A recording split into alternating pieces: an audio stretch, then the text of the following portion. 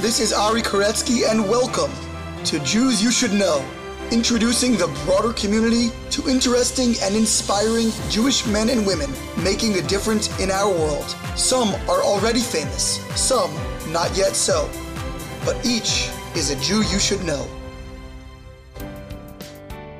We are back with another fabulous episode of Jews You Should Know, into our second 100 episodes now, episode 101. Very, very exciting. Thank you again to all those who participated in episode 100, our former guests, as well as Israeli ambassador to the UN, Danny Danan. Really an incredible honor to reach that milestone. Thank you everyone for the feedback, congratulations, and so forth, and we are excited for the next episodes to come.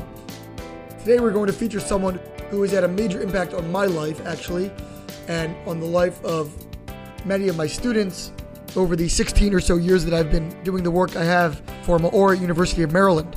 Tom Steinberg was the longtime chairman of the board, the lay leader of MEOR National, and he himself has a really interesting personal narrative, his own upbringing and background leading through to his time running the finances for the Tisch family, who are partial owners of the New York Giants, his major hand in the construction of MetLife Stadium, which is where both the Giants and Jets play, and also will be the site of the Siyum HaShas, the grand celebration marking the completion of the Talmud, the 7.5-year page-a-day cycle called Daf Yomi.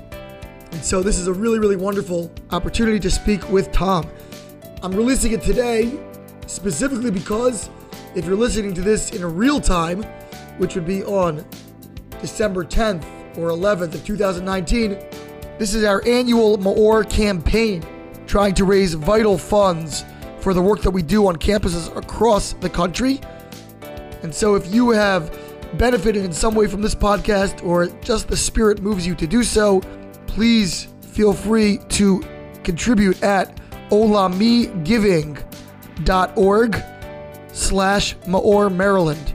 That's a long one. Again, it's Olami Giving, O-L-A-M-I giving.org/MEOR Maryland, MEOR Maryland. And we'd be greatly, greatly appreciative if you're listening to this some other time after the fact and still say, hey, I want to get in on the action, even though it's not going to be during the 36-hour matching campaign on December 10th and 11th. Nevertheless, you can always go to meormd.org/donate. Again, meormd.org/donate, and make a contribution there. Okay, that's all for my solicitation. I don't do that often, but once a year perhaps can get away with that. In any event, before we jump in with today's episode, I wanted to read some listener feedback. Got a really, really wonderful email from a listener who really inspired me, and I wanted to share what he wrote. This is from someone named Ari. Not going to read his full name to protect his identity, but in any event, he writes like this. Hi, I've been enjoying your podcast for over a year now, and thanks to your interview with Rabbi Avraham Leventhal, Rabbi Leventhal being the feature of episode 48, released on September 17th, 2018, the director of Leman Achai, which is an amazing chesed, kindness organization, charitable organization in Israel. So he says, thanks to your interview with Rabbi Avraham Leventhal of Leman Achai, I will be running the 2020 Jerusalem Marathon, full distance, in support of this incredible organization. I had the honor of speaking with Rabbi Leventhal in my house and was so impressed with the work he is doing to help break the cycle of poverty in Israel.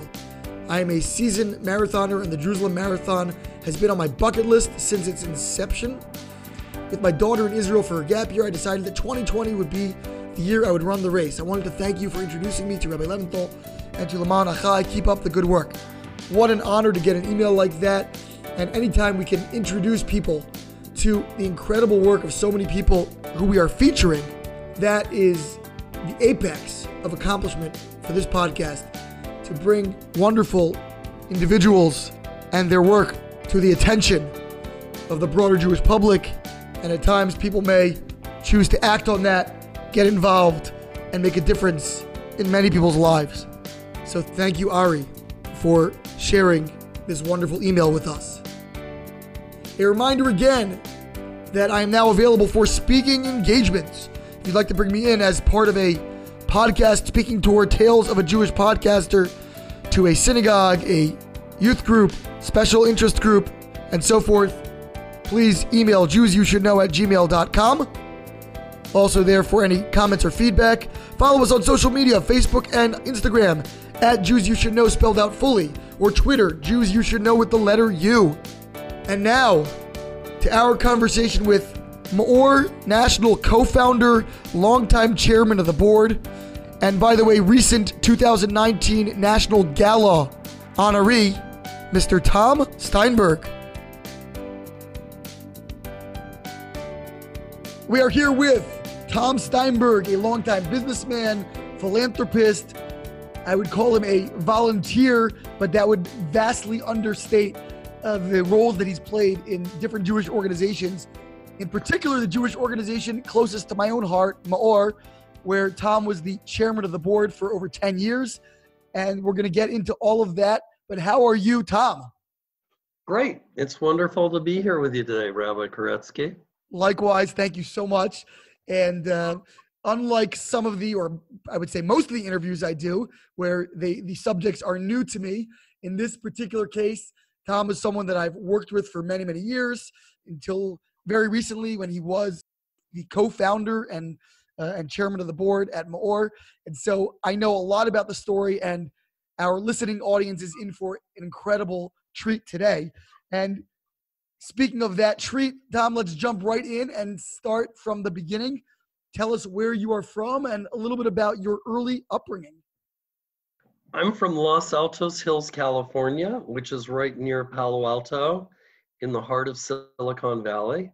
And when I grew up, Silicon Valley was not yet Silicon Valley. It was made up of orchards. It was a beautiful valley filled with apricot orchards. We grew up with 2 horses, and my sister actually rode her horse to school, which is not or on occasion she would do that, which is not something I would try doing in Silicon Valley today. I don't think there's space today to do that in Silicon Valley, I would imagine. There's still horses in Los Altos Hills, but getting past that point is pretty tough. In terms of Jewish education, we grew up at a very assimilated family. Our family went to synagogue at least for the high holy days. Our family was a little bit involved, or was involved, with our synagogue, Beth Am, located in Los Altos Hills. And I went to Sunday school, which was not an experience that most of us embraced or engaged or looked forward to. By the time I was about the age to turn bar mitzvah, I was pretty turned off to anything Jewish, or not particularly engaged in Judaism at that point. Well, where was your family originally from? Was it a multi-generation American family, or at what point were there immigrants there? And was there more Judaism stretching back a generation or two? Our family was multi-generation American. Both my father's family and my mother's family was from Chicago, but fairly assimilated in the previous generation as well. And it wasn't until many, many years later, when I was in my 20s, that I actually was shocked to discover that I had relatives going back 4 generations that were observant.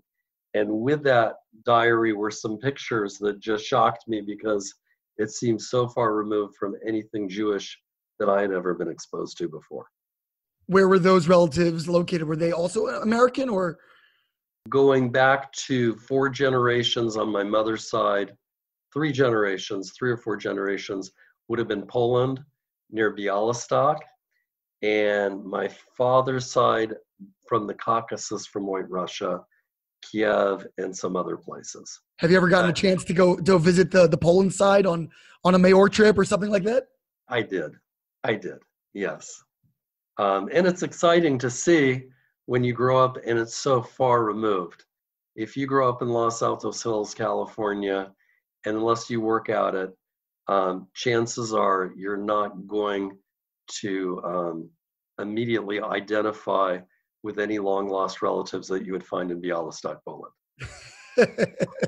Białystok is not quite the Los Altos of Poland, huh? No, no.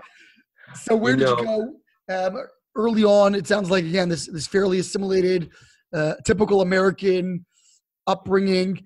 What were your early interests? Where did you want to go? What did you want to do professionally as you were starting to find your way in the world?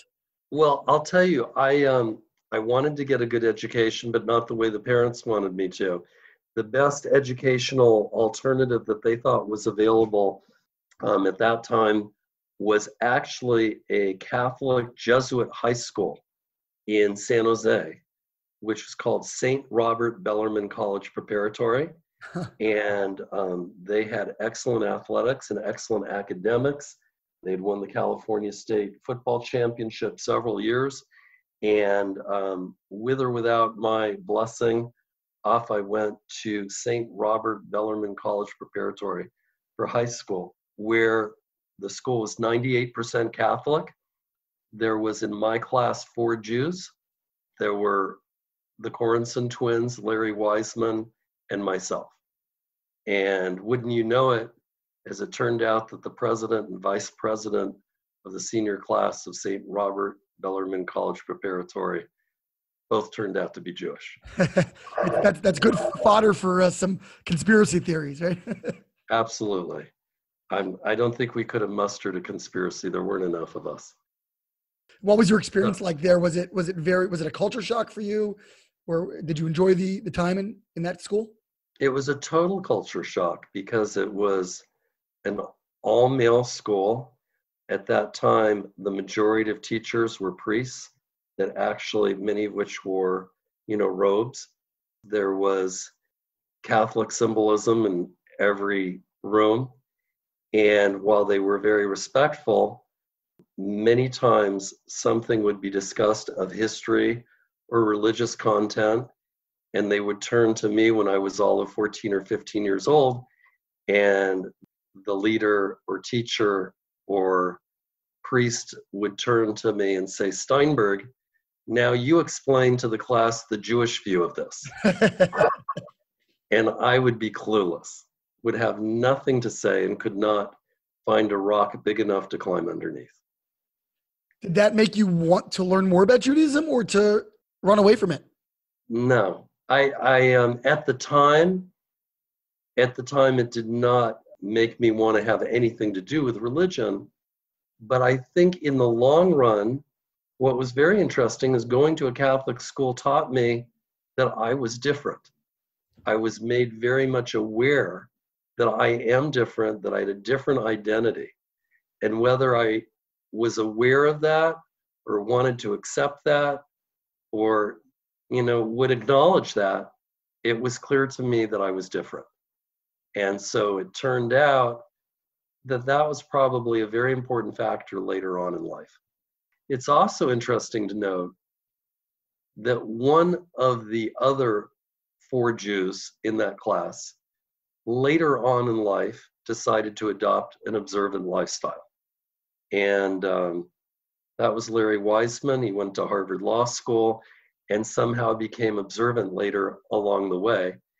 And as far as the Corinson twins, I've lost contact.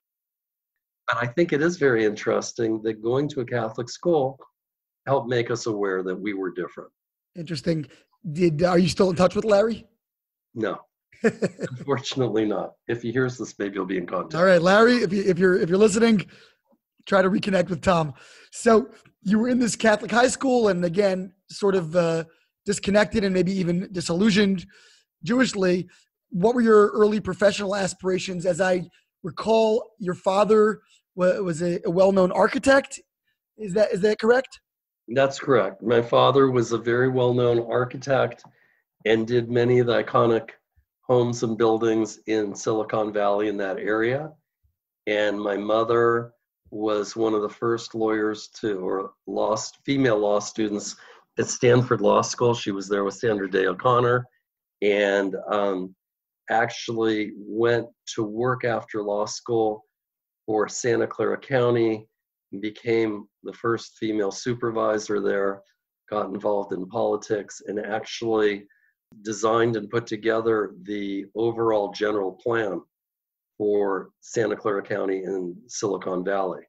And they were both very involved in land use and public involvement in proper use of land. And my mother was very involved with Stanford and Stanford's relationship with the larger community in the Bay Area. Interesting. Did they get involved in any philanthropic causes? Was that something that they were passionate about? Yes, they were very passionate about philanthropic causes, but I'd say more concerned about civic causes of land use, parks, pollution. My mother was involved in every environmental organization that you could think of out there, from bay conservation to air control, and my father was a constant proponent of proper land use, proper civic growth, of civics, of reasoned growth, and generate a very strong sense of community responsibility. Did you get the architectural bug at all, or that wasn't something you were destined for? Ari, I would tell you, thank God I can't draw. Otherwise, I would be an architect. Ditto on that.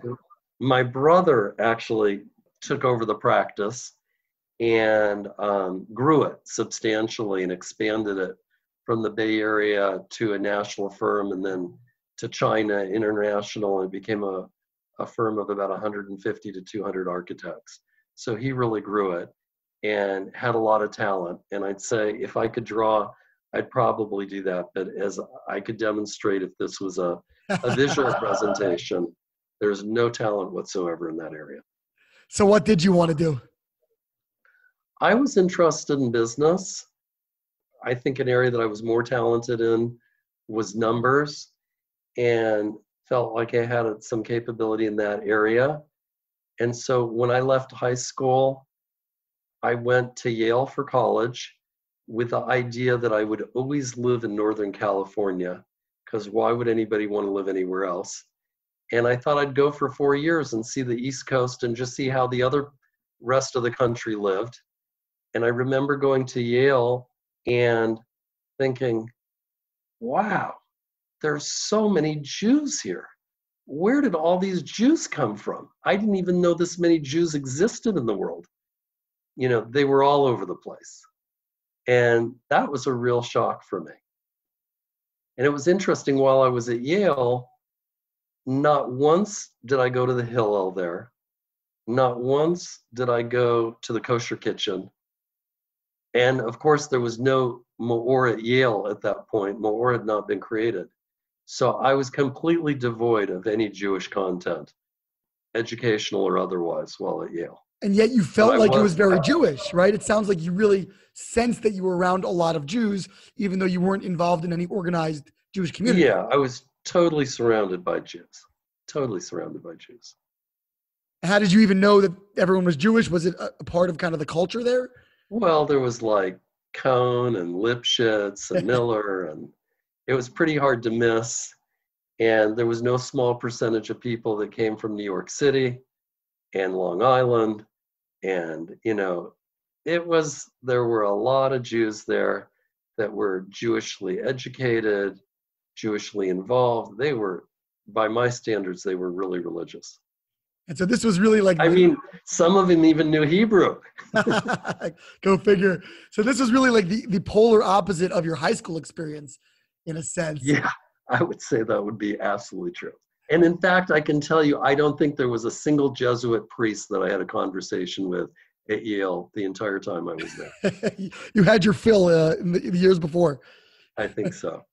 So, and yet, nevertheless, it sounds like you still didn't yet avail yourself of those educational opportunities that may have existed there. In Yale, I guess it was more of a career-focused kind of mindset. At what point did you start to then say, okay, I want to learn a little bit more about this Judaism that I'm being surrounded by and that's in my past? Yeah, my path was unusual, a little different than most people. While at Yale, I didn't have any interest in Judaism per se. I was curious. I wanted to learn. I wanted to be educated. I took as broad a range of curriculum as I could take and studied everything from ethnomusicology to nuclear physics. And I was curious and I wanted to learn. So what happened is after I graduated from Yale, and I studied economics, and I had been accepted to Stanford to go to business school, I had a wonderful friend who encouraged me to go this direction and do a particular thing. I felt like, and his name was Stephen Dinkelspiel. And Stephen, who was a college roommate, had taken a trip around the world following college. And I thought about it, and I thought, my gosh, I'm going to go to business school, and I'm going to graduate and probably end up getting a job working for a financial institution. And I thought, I'm very competitive, and I'm going to want to do well in my job. And after working there, I'm going to want to become at least a vice president wherever I am. And then if I stay at that same place, I'll want to become a partner, and I'll work really, really hard and long hours to do that. And then I'll work even harder because I know myself. I'll want to be a senior partner and accomplished. And I'll work really, really, really hard. And then it's going to all be over and I'm going to die. And I thought, what a boring life. To go from studying economics to business school to a financial institution and to work and work and work and then finally die just didn't sound very exhilarating. And I thought about it, and I had this conversation with my cousin, Rob Kruger from Highland Park, Illinois. And I told him this, and my cousin Rob said, I can't believe you're saying that because I'm supposed to go to medical school. And I know myself, and I'm going to work hard in medical school, and then I'm going to have to pick an internship, and then I'm going to have a specialty, and I'll work in that specialty. And I'm going to join a medical group, and I'm going to work and work and work and work, and I'm going to die too. How boring is that? So we thought about it, and we were really depressed. Who wants to live thinking I'm going to live a boring life just to die? And I said to Rob, I've got an idea. I heard that you can buy an airline ticket for $2,300 that's good for 1 year, that you can go around the world. It involves 40 airlines, and you can go east or you can go west, but you can't backtrack. And you can go as long in any route you want until you've made it one time around the world. And I said to Rob, what do you think? Let's do it. And you know what he said? I want to do it. And so we decided we're going to do that. And off we went. We purchased the tickets. Rob had a month off before me. So he flew from Chicago, from Chicago, he flew to somewhere, I think LA, and from LA to somewhere else until he finally ended up coast of Asia on this island, a big, huge island. And he learned where he was that the natives that live farther in the hinterlands were very interested in canned goods. And he loaded up on 2 duffel bags of canned goods.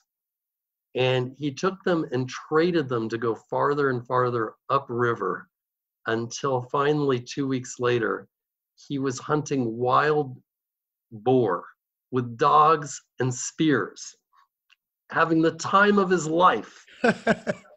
Later on, he told me that this was much, much better and more interesting than medical school. I was going to say, not what you see every day in Highland Park, Illinois. No. So that's what he was doing. And meanwhile, I finished up what I was doing. And I flew from San Francisco to Honolulu to Hong Kong to Singapore. And we had made up that we would meet on a certain date in Singapore.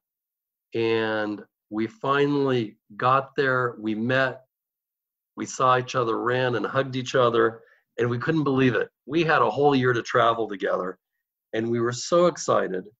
And there was only one thing. When I looked at Rob, I said, Rob, you don't look so good. And he said, I don't feel so good.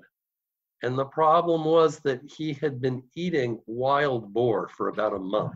And his Highland Park, Illinois stomach wasn't used to that. And he was very ill. We traveled from Singapore to Bangkok. And in Bangkok, I took him to an American doctor as he got sicker and sicker. And the doctor said to me, you got to send your cousin home. He's really ill. And I said, well, wait a minute. We've got this trip, 40 airlines, 1 year. And the doctor said, no, you don't understand. You got to send him home right away. And so we made arrangements, and Rob went home and flew from Bangkok to India to somewhere, but got back to Chicago. And then I realized that I was alone in Bangkok. And if you can imagine, this was hard for a lot of the younger listeners to appreciate, but that was at a time that there was no cell phones, no connectivity, nothing, no internet. If you can imagine not knowing anyone within 8,000 miles and no one within 8,000 miles knowing you, it's an awesome experience. Extraordinary freedom, complete anonymity. You can do anything you want and no one knows. And I had a ticket for a year to go anywhere in the world alone.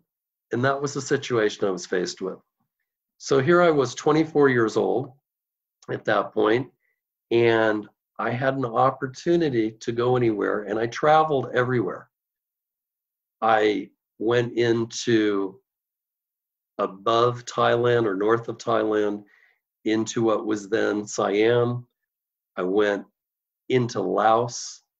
I traveled through the Himalayas. I went through India, through the deserts of India, a little of that by elephant. I really tried to experience everything I could and to see every culture that I could.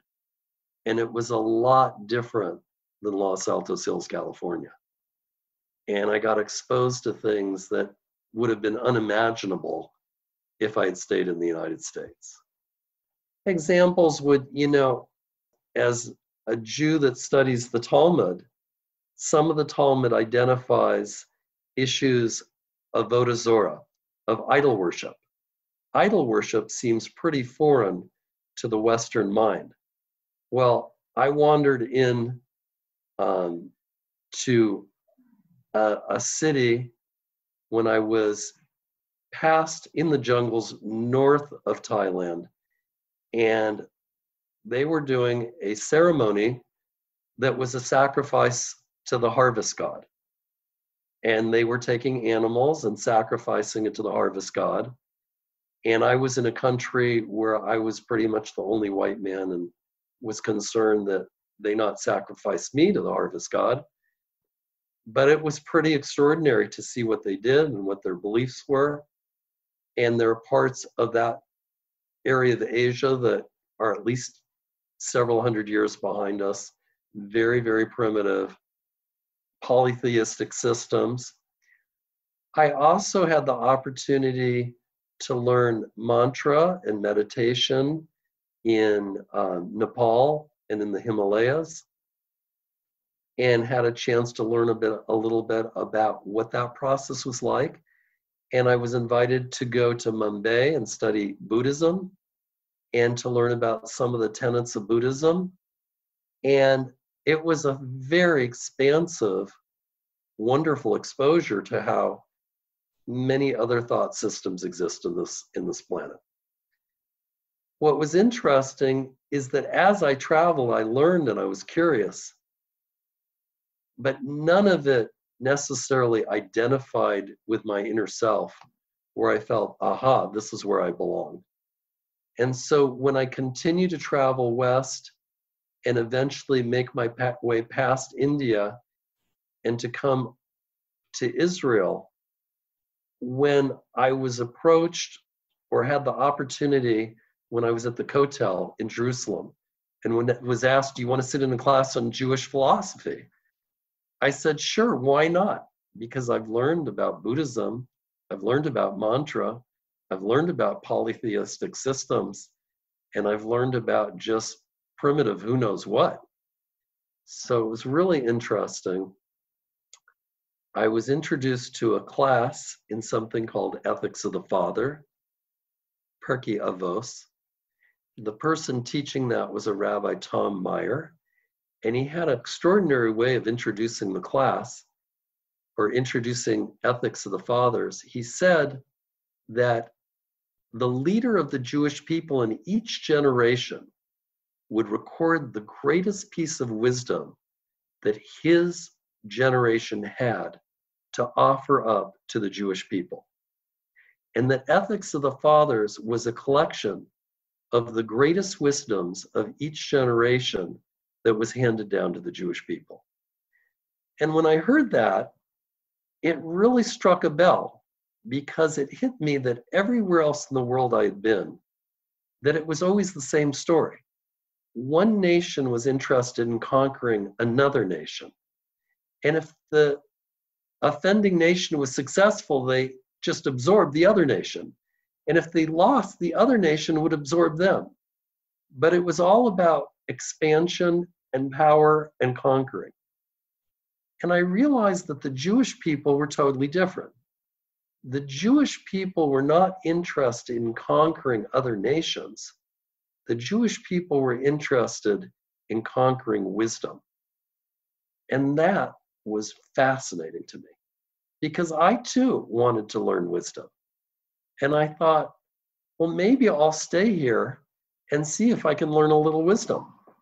And so I traveled every morning and did my tours, but I would come back the next day to the Perky Avos class to see what the next generation had to offer up as the best piece of wisdom that they could give to the Jewish people. And after 2 weeks, I had collected about 14 great wisdoms. And I thought, wow, this is fabulous. And I decided to stay a little longer and a little longer. And after about a month, I decided, wow, this would be fabulous. I think instead of going to Stanford Business School, I think I should stay here and study Jewish wisdom. And that's what really got me interested. Now, just to pause there, I want to ask you, was Israel always on your plan, on your itinerary? Had it been something that you'd grown up with any consciousness about? Did you and Rob talk about that was going to be one of your destinations? How did that fit into your initial plan? Yeah, my initial plans was stopped in Israel and spend maybe 2 weeks in Israel. If I could spend 2 weeks in Thailand, I could certainly spend 2 weeks in Israel. And I had some names of people that knew people that knew people that knew my parents. And so I had a couple people to look up. Oh, I should just mention, when I was in Asia, I was spending about $3 a day on my budget. So when I got to Israel, it became much more expensive. I was spending more, $5 or $6. I got a room in the Arab quarter of the old city because it was pretty cheap.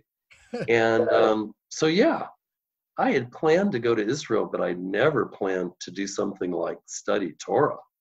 And so did your desire to do that kind of derail your future plans? How did that all fit into where you were at? Well, this is what happened. And again, I have to take the listener back to a different era where international travel was different, telephone service was completely different, very difficult to make international calls to that part of the world, and especially Asia. And I hadn't spoken to my parents for the better part of 6 months. I decided as a good son that I better check in with my parents. And not only that, I thought it was the right thing to inform them of what I was thinking. And I tracked down my parents who were on vacation in Lake Tahoe, California. And when my mother answered the phone, she screamed and said, "Tom, you're alive." She hadn't heard from me for 6 months. All she knew is I was somewhere between Karachi and, maybe Morocco. And so when she heard from me, she wanted to just know I was okay. And I said, Mom, how long are you and Dad going to be on vacation? They said about a week. And I said, great, don't go anywhere. I'm coming to speak to you and Dad about something. And I blew my airplane ticket. I flew from Ben Gurion Airport in Tel Aviv to JFK to Reno and went to Lake Tahoe to tell my parents that it was my intention that instead of going to Stanford Business School, I decided to go to something called yeshiva. Well, my parents had never heard of the word yeshiva before. So the first question was, well, what is a yeshiva? And based on my now 1 month of extended Jewish education, I explained to my parents that a yeshiva is a place where you learn about wisdom. And as you can imagine, that didn't go over really. They weren't thrilled to replace Stanford with thrilled. that? No, not thrilled. It's every parent's nightmare to be in that situation, and every child's nightmare to be in that situation. We spent 5 days discussing which place I should go to. And there was a lot of resistance. And finally, at the end of the 5th day, my father, who's very, very smart, when I thought he was finally seeing the light, said to me, Tom, we're cashing in our chips. For 24 years, we have fed you, we have clothed you, we've educated you, and we are never going to ask anything of you again, but we're asking you not to go to yeshiva and instead go to business school. And that left me in a terrible dilemma. What do you say? Do you say, I have gratitude to my parents? They've done so much for me. They've done this all for me for all these years. Don't I owe it to them to respect that kind of wish? Maybe they know more than I do. Maybe they have more life experience. Or do you say, they have their life and I have mine. They live their life, I live mine. This is what's really important. This is what I think is the best thing for me. And I've got to be my own person. What do you do? So that was my dilemma. And I decided to honor my parents' wishes and go to business school. I remember studying advanced macroeconomics, international finance, and the killer of all killers. Oh, I did different types of modeling, and then of course cost accounting.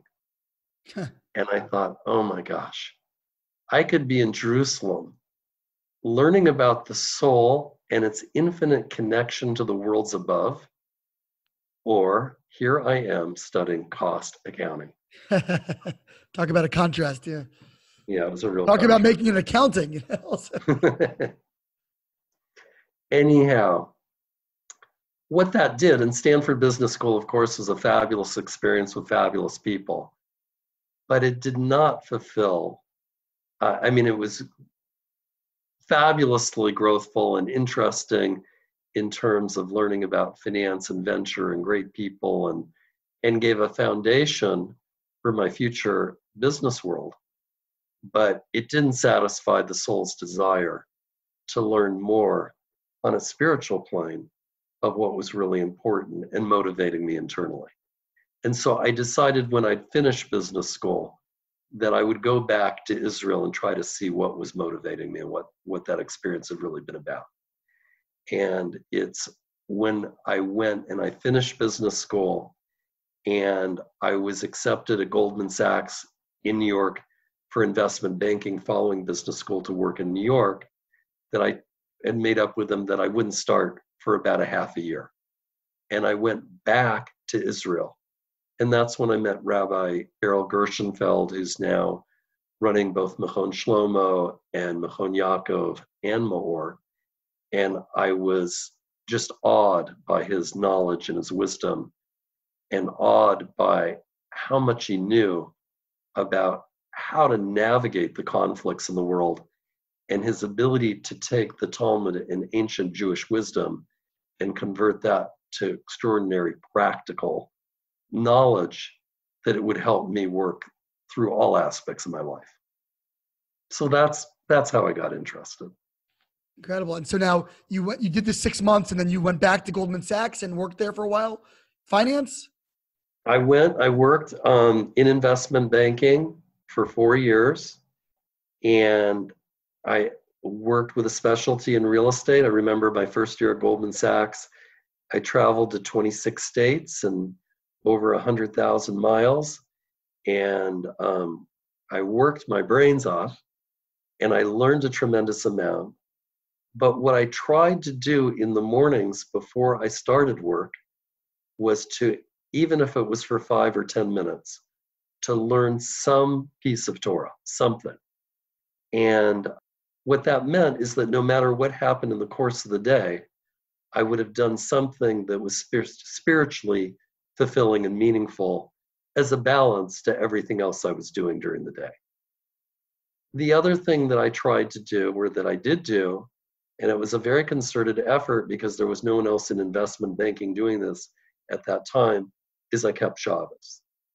And that meant that no matter how hard I worked, I was never more than 6 days away from Shabbos and an opportunity to stop doing discounted cash flow analysis or public records analysis, and had a chance to think about, what am I doing with my life? What's important? What's my goal? Am I getting closer to that goal? And a chance to reevaluate, what am I doing and am I on target? And so somewhere between going and visiting families, and these families were incredibly generous and open and hospitable, and whether it was eating well or catching up on sleep or hearing people sing or talking about really meaningful spiritual things, it was a great counter to, or antidote to, all of the other 144 hours a week I was spending at Goldman Sachs. And that was the balance. Shabbos for 1 day and 6 days of intense work at Goldman. Now, eventually, as far as I know, you decided to take another turn back east and return to Israel at some point. Am I right? Yeah, I was at Goldman for 4 years, and then along the way, I married my wife, Shandel, and Shandel was from a modern Orthodox background, and she had kept Shabbos all her life, had kept kosher her life, and we had a fabulous relationship, except for one thing, something that no self-respecting male can really live with, and that is that when it came to Judaism, she knew more than I did about everything. She just knew everything. And because I'd never really had any kind of formal Jewish education, I was at a loss. And we decided that for both our sakes, it would make sense at some point to go back to Jerusalem. And Shandel was a litigator. She had her own law practice, and she put her law practice on hold. And I informed Goldman that I wanted to take a 1-year break. And we decided that we would return to Israel and go learn. And it was very fascinating because at that time, Goldman Sachs was relatively small. I think there were maybe between 5,000 and 10,000 employees at the time I left Goldman. And they would send around a memo that would say, we regret to announce that somebody's leaving. And a typical memo might sound like, we regret to announce that Ari Koretsky is leaving the firm of Goldman Sachs. He worked in our private placement department, where he was particularly helpful in the lead role in the well-known Ford Motor Company transaction. He will be going to JP Morgan, where we wish him well, signed the management committee. When my memo came out, it looked a little bit different. and it said, "We regret to announce that Tom Steinberg is leaving the firm of Goldman Sachs. He was going with his wife and newborn twins to Jerusalem, where he will be studying at the Machon Shlomo Institute of Talmudic Studies. We wish Tom well in his study of the Torah. Signed, the management committee." Well, when that happened, my phone started ringing off the hook. No one could understand what I was doing. The first phone call came in from Japan. They just did not understand it. But we went, and I remember flying on El Al with our 7-week-old twins to Israel to go study Torah in Jerusalem. And it was a fabulous, fabulous year. In fact, it was so fabulous that we decided to stay a second year. And that was the first opportunity that I had to really catch up and have an opportunity to learn on a little bit more serious basis. Now, was Goldman holding your job, or had you kind of relinquished that role? We agreed. Only at that point, only 3 people had ever taken a leave of absence from Goldman. 2 of them went to work in the Treasury Department for the US government, and it took management committee approval of the top 12 partners of Goldman to do something like that. So we agreed informally that I loved Goldman, Goldman loved me, and that we would talk in a year. And then, of course, at the end of the year, when I decided to extend my stay in Israel for a year, we agreed to talk after that. And subsequently, I did not come back to Goldman as an employee, but we maintained a very good relationship. And I think I turned out to be much more valuable to Goldman as a client than I ever could have been as an employee. So it worked out very well for both sides. So now ultimately, from what I know, at least at some point, you ended up working with the very well-known Tisch family and working in their family office, and in particular had a major hand in an extremely exciting project in the planning and construction of MetLife Stadium, which is where both the Jets and Giants play. How many years down the line was that? And tell us a little bit about your shift to a whole new role. Sure. When I came back from Israel after a couple of different shorter term things, I decided I needed a real job. And I went and I interviewed with Larry Tisch and Bob Tisch, who were the 2 patriarchs of the Tisch family. And it was very interesting because when I was interviewed by Larry Tisch, who was, then considered one of the great investors of the 20th century, very close to Warren Buffett, and he looked at my resume, and it was not a typical interview. And he said, "Okay, Tom, I see here you went to Yale and studied economics and Stanford Business School, and you're vice president at Goldman Sachs. And then it says you went to the Machon Shlomo Institute of Talmudic Studies." He said, "Most partners or most people I know who might have been on partnership at Goldman would not go to the Machon Shlomo Institute of Talmudic Studies. Tell me about that." And I tried to kind of steer away from that because I didn't know what he would do with it, and I didn't think it would help me in my interview. And we had a 2-hour interview, but we spent 90 minutes talking about why I left Goldman to go study in yeshiva. And it was very interesting because that was his focus. He wanted to know all about that. And about 10 years later, his youngest son, Tommy Tisch, mentioned to me, he said, when there's a wealthy family, the most important, and Tommy asked me in the context of why they hired me, was Tommy said, the most important thing when you have a senior manager that you're entrusting your family, part of your family wealth to, is that you trust that person. And he said, we figured if you left Goldman Sachs to go study ethics, then you should be somebody that we could trust. So I started off at Goldman and ended up, with the Tisches, and ended up being there for 22 years. I eventually became president of Tisch family interest, where I oversaw the investments for Bob Tisch's family across all asset classes, and for real estate and some other projects for the families of Larry Tisch and his children. And Bob, in 1991, actually purchased a 50% interest in the New York Giants. At that point, 50% was for $75 million. So that's turned out to be a pretty good investment. Yeah, pretty good ROI there. Wow. And one of my responsibilities was to oversee the financial aspects of the Giants' investment as it related to the family. The Giants were playing in what was then Giant Stadium. The Jets were playing in Giant Stadium, which they hated. The stepsister, yeah. All their home games for the Jets were at Giant Stadium.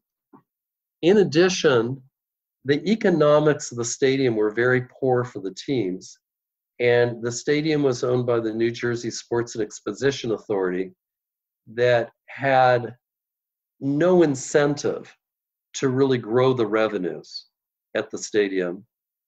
The teams got very little of the revenues. The expenses were out of control, and there was very little input on the part of the teams on the operations or profitability of the stadium. The state had made a promise to the Giants in the process of renewing their lease that they would keep the stadium at a state-of-the-art equivalent to other stadiums in the NFL, but unknown to the state was that there would be explosions of new stadiums in the NFL. And every year, new stadiums were built that had new sound systems, new marketing systems, all sorts of LED screens everywhere, new weight rooms, new locker rooms. And it was an obligation of the state to keep the Giants Stadium up to date every year. And they were running into obligations that ran into the hundreds of millions of dollars. And so Bob and I discussed, what could be done. And we thought the best thing would be if there was a way to actually relieve the state of its obligations and create a new stadium that would be owned by the owners of the team. And that Article 17 became the avenue by which we were able to do that and negotiate that the state would give us a 99-year lease on the land for which we would pay, and that the Giants would completely privately fund their own stadium. Now, at the same time, the Jets had spent an enormous amount of money to create their own stadium and tried to get a stadium on the west side of Manhattan. And very surprisingly to them, and after expenses of tens of millions of dollars, that was rejected, and the Jets had nowhere to play. And we kind of bit our tongues and invited the Jets to come join us in a joint stadium, which was a very unnatural act, because if you think about it, the Jets and the Giants, their fans, don't particularly love and respect one another. I think that's safe. And the teams don't naturally want to bind. They're absolute competitors. But the stadium that we were going to build was going to be a $1.7 billion stadium. So there was $850 million of incentive to work together. And that's what we did, is we worked together to create a joint team stadium that would be in the biggest market in the United States, in the most lucrative sport, football, and that we would privately fund that and not depend on any public financing. And that's what we set out to do. And that was what ended up being MetLife Stadium. How long did the project take? About 12 years from conception to opening. Incredible. 12 years. Working on it nonstop, basically, or Well, there were a few other responsibilities also at the Tisches at that same time, but there was a lot of focus, and it ebbed and flowed. And we worked, I believe, through 4 New Jersey governors and administrations that all had different ideas. Everything from, a covered dome that would have cost us $350 million to all sorts of government restrictions and other things. But we navigated through that, and it turned out to be a project that I think everybody feels pretty good about.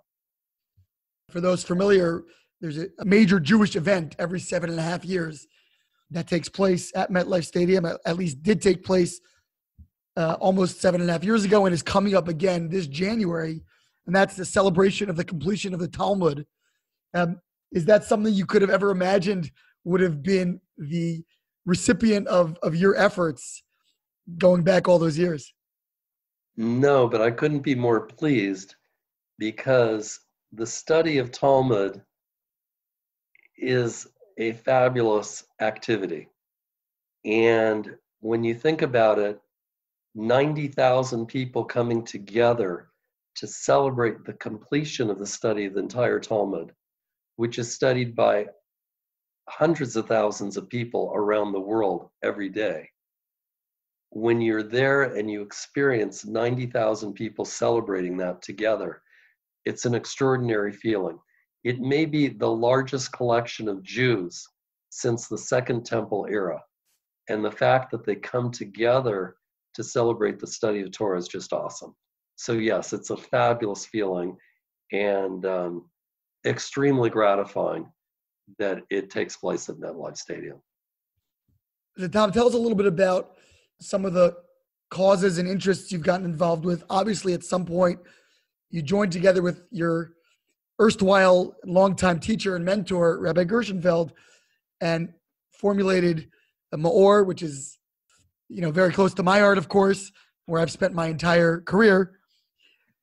How did that come about for you, and what was kind of your path through the world of philanthropy and volunteerism? Well, I think the true motivating factor is that because I came to learn about Torah as an adult and not so much as a child, and felt that there was something that's so enriching and meaningful and helpful to living a fulfilled life, that when you have that type of experience, you want to share it with other people. And I feel like the Torah has so much to offer. The Torah is immense, and not all of it is for everybody, but there's something in it for everyone. And so when you have that kind of experience where you feel, wow, I'm learning about what's important, how to build relationships, what it means to have a family, what Judaism says about what's important if you want to be happy or healthy or growthful or fulfilled, then when you experience that and you love it, you want to share it with other people. And so I felt like I hadn't had that experience as a younger person. Who knows what would have happened if I never got that experience? And I wanted to share it with others. And Rabbi Gershenfeld, from his vantage point, has been totally dedicated for decades to sharing as a master teacher what wisdom there is in the Torah and how that can lift somebody's life. And so we had been in contact. There were certain programs that we were involved in together. And in 2005, when I and my family relocated to Jerusalem, and I was still working for the Tisches and commuting to Madison Avenue every other week, which is a whole nother story. But I moved to Jerusalem, and Rabbi Gershenfeld asked me, would I be interested in helping him a little bit in developing a new organization called MEOR, which would be involved in helping teach Judaism in a sophisticated way on college campuses. And I thought, of course. And the level of Torah knowledge on college campuses, you know, Rabbi Koretsky, is very mixed. There are some people that come in with a great education and have been studying their whole life. And there's other people that may not even know that they are Jewish. And there are actually scores of students that through MEOR have discovered that they are Jewish. And so that was a great opportunity. And we looked at, well, where does it make sense to go if you have limited resources? So we decided, well, we want to go to campuses where students are intellectually curious and academically capable, where there's a critical number of Jews, like University of Maryland, where you are, where there's thousands of Jews, and also where there's a strong Jewish community around that campus that can support that kind of activity. And we started with 4 campuses, which included University of Maryland and Penn and Binghamton and Rutgers. And we found that students were so thirsty and so wanted to learn. They were learning chemistry in a sophisticated way. They were learning literature in a sophisticated way. Why shouldn't they learn Judaism in a sophisticated way? And that was the start of MEOR, and it has grown from 4 campuses to 21 campuses. And we now have about 4,000 students a year that go through our programming, and have had about 25,000 students historically gone through the entire program. And Tom, for those who are listening, people might picture someone who's involved as a lay leader, as, maybe a figurehead, or someone just lending their charitable support, or, involved in some loose kind of way. But from the bird's eye view that I've had over the years, you were far, far more than that. And you were deeply involved in the organization at every level and at every stage. How did that incredibly consuming and involved investment, personal investment, change or shape you? Well, I got less sleep, Ari. That's one. I would say beyond that, it shaped me because it's so fascinating to see young Jewish people that really want to grow. They want meaning. They want to have purpose and want to live a really good life and contribute to the world. And people that have had no exposure to Torah, because look, the Talmud is written in Aramaic and the Torah is written in Hebrew. And the homeland of the Jews is a long ways away from Los Altos, California.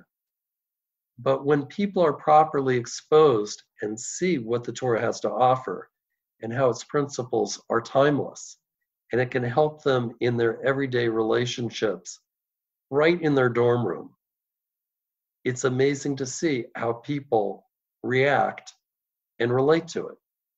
And that is such an inspirational thing for all of us. And it's a motivator.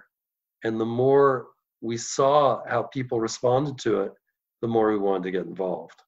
And so MEOR just kind of grew and grew and grew. It shaped my life and my family's life to see these people who have really developed and decided to get involved in Jewish community life, involved with their federations, Jewish organizations, Jewish philanthropy, Israel advocacy, to take on BDS, and to further their commitment to learn more and become more educated about Judaism. So my experience is kind of like, the expression, I bet you can't eat just one.